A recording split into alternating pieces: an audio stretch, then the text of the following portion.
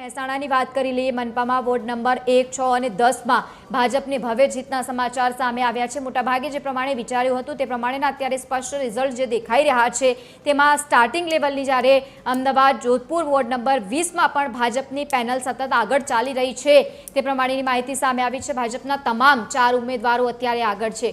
મોટાભાગે જ્યારે અમદાવાદ અને વડોદરા સહિતની જ્યારે આપણે વાત કરી રહ્યા હોય ત્યારે ત્યાં બીજેપીનું પ્રભુત્વ સૌથી વધારે દેખાઈ રહ્યું છે।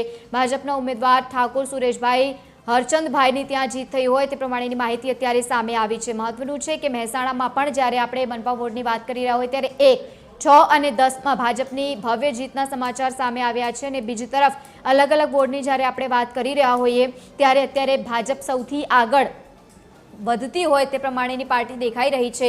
મનપાના વોર્ડની જ્યારે આપણે વાત કરી રહ્યા હોય ત્યારે અત્યારે કોંગ્રેસને ત્યાં ફટકો પડ્યો છે કારણ કે અત્યાર સુધી તેમના માટે કોઈ રાહતના સમાચાર અથવા તો કોઈ ગુડ ન્યૂઝ અત્યાર સુધીમાં નથી દેખાઈ અને